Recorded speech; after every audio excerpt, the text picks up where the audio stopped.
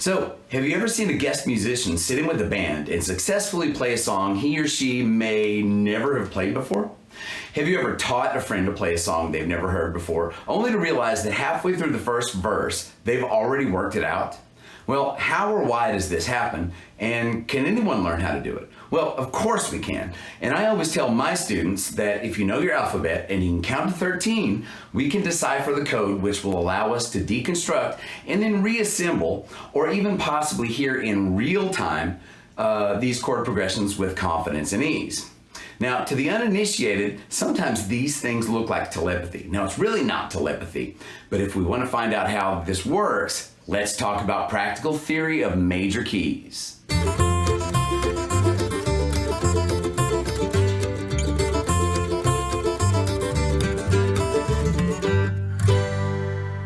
So, the term practical theory might sound quite contradictory, but for the purposes of this video, we'll use an operational definition of practical theory as the application of certain tenets of the rules of common practice era harmony, as opposed to a more esoteric, philosophical, or academic definition involving the pursuit of chasing those tenets down a purely theoretical rabbit hole. Now, let's get real for a minute. In the real world, 90% of any guitarist's job is accompanying singers or other instrumentalists. So, in other words, on the bandstand, 90% of our time is spent playing chords in one fashion or another for someone else to sing or play over. And you know what? Since most of us are either learning or already know at least a handful of chords, this is our logical starting point. So let's begin with some ground rules. In the English-speaking world, most of us name notes and chords alphabetically, and we use A, B, C, D, E, F, and G. And at this point, we're not going to worry about sharps and flats, so we can leave that to the side. Now remember, if we want to ascend past the G, what do? Well, we start again at A and continue into the next octave. Also, if we want to go lower than A, we start again at G and continue backwards through the next octave. Now, another thing to think about is that when we deal with chords, and remember, that's 90% of our jobs, we usually describe their relationships to each other and their relationships to the overall key using Roman numerals. Now, if you don't know the Roman numerals off the top of your head, now's the time to learn them, and we only have to learn 1 through 7. So watch this. We have 1, 2, and if you notice, they kind of just look like tally marks. I'm going to skip one real quick. So we can work out, this is 1, 2, 3. Well, we're missing one, this is 5. An easy way to remember how Roman numerals work is that 4 is 1 before 5. So what we do is we put a 1 before 5. So naturally 6 is going to be 1 after 5. And then 7 would be 2 after 5. Pretty easy, right? Now, if we think about it for a second, in any major key, we have only 7 notes because we only have 7 letter names that we use. Now, if we build a chord from each scale degree, that gives us 7 native chords for the key that we're in. And we can see that right here. And if we assign a Roman numeral to each chord, it will produce a sequence which looks exactly like what we have written right here. Are you still with me? Okay, so let's add another vital piece of information to the procedure here. Uppercase Roman numerals indicate major chords, and lowercase Roman numerals represent minor chords. So now let's think for a second. If we're talking about major keys, then this list must be correct as it is, because they're all major chords, right? Well, actually, that's wrong. And I've had lots of students who naturally assume that every chord in a major key has to be major, and the opposite in a minor key. But what we need to remember is that what defines the chord relationships in a key, and remember today we're only discussing major, is the distribution of those chords throughout the key. And that distribution in a major key looks like this. In other words, a major 1, minor 2 and 3, major 4 and 5, minor 6, and a minor 7. But this is a special type of minor 7, and that little circle after the 7 indicates that it's a diminished chord. But don't worry about that yet. So some of you might be asking, well, where's the practical part? And it might seem like we're swimming in some pretty theoretical waters here. So, okay, let's focus on something that's a little obvious. We should notice that the uppercase Roman numerals are the 1, 4, and 5.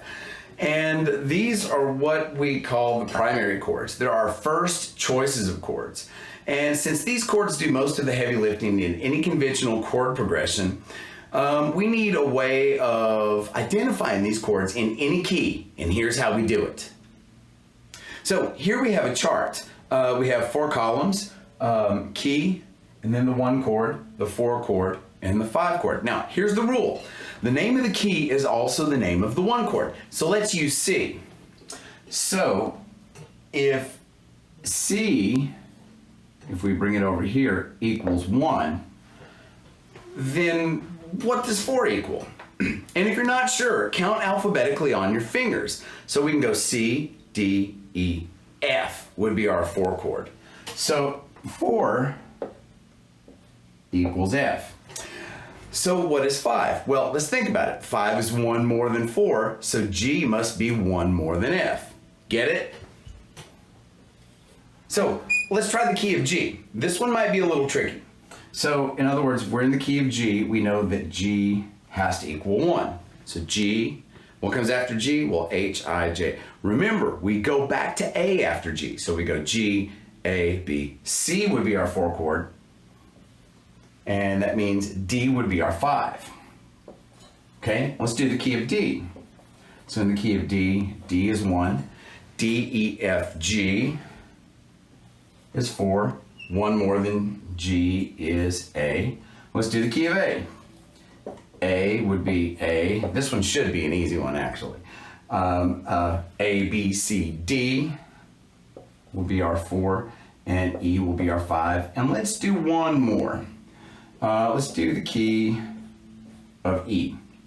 So E equals 1, and we think E, F, G, A is going to be our 4, and B will be our 5. Now, some of you who know a little bit about music theory will say, oh, but you weren't counting all the sharps and stuff.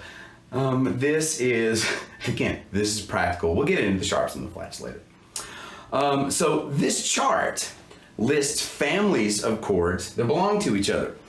So for those of you who are learning your first chords, you can use this list as a lesson plan, which shows you which chords and in what order to learn them. So if you don't know any chords yet, first 3 chords you should learn C, F, and G. Then just proceed down the list. And for those of you who already know a bunch of chords, but you're unsure about how to string them together in meaningful ways, this chart is your answer. And you can play these sets of chords in any order, in any rhythm for hours on end, and they will always agree with each other as long as you stay within that same key or family. Now, we're not going to sit here and play these in random orders and random rhythms for hours and hours. We're going to do something else. So what we're going to do is impose a little more order on things. So let's use this chord progression. And if you'll notice, it's a 1 to a 4, and that 4 might be a little obscured because my lights are being cranky. To a 1 and to a 5, and notice we can repeat it as many times as we want. Also, we're going to have 4 strokes or 4 counts in each measure. So depending on how you strum, you can use whatever strumming pattern you like. No matter how many times we will repeat this, always hit on your 1 chord. Now, the way this works is if we substitute the numbers for the chords in the chart, all of a sudden we can play these primary chord progressions in 5 major keys using nothing but open chords. That's almost half of the available major keys. Now, something you'll also notice since I've redone the list is that the 5 has a 7 in parentheses. That means any chord that you can reckon as the 5 chord can become a 7th chord. Now, the logical candidate for the one that we would need to change would be the B, because if we just play a B, it's a bar chord, and it might actually be easier just to take this big B7. So let's hear a couple of these. So in the key of C, C is 1, F is 4, G is 5. In other words, that would be C, F, C, and G, or G7.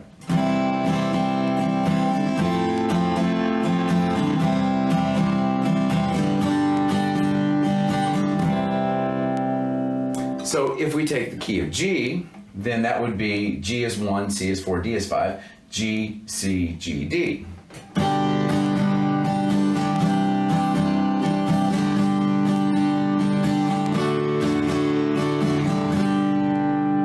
By this point, your ears should start tuning in to the way these chords move together. Let's try the key of D. D is 1, G is 4, A is 5.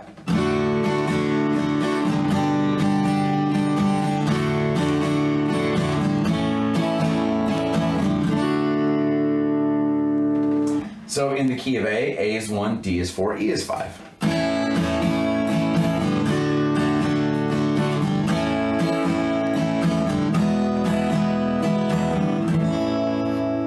And then in the key of E, we would have E as 1, A as 4, and B, or B7, and probably in this case might be the better choice to take, would be our 5 chord.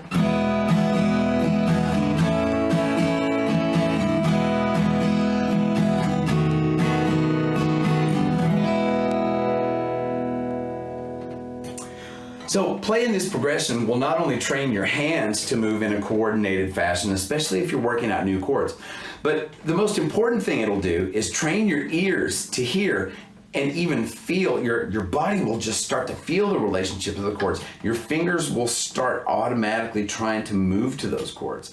So in other words, these relationships just become part of you. And this is what allows you to sense or predict what the upcoming chord may in effect be. Now, in part 2 of practical theory for the new or confused guitarist, the major key additions, we'll deal with the minor chords, the 2, the 3, and the 6. Thanks for watching String 'em Up. My name's Dave Holland, and remember to like, share, and subscribe if you're enjoying the content on the channel. Also, feel free to leave comments and suggestions for any topics you might like to see in some future episodes. So everybody have fun, stay healthy and safe, and make sure you get plenty of rest. See you next time. Bye.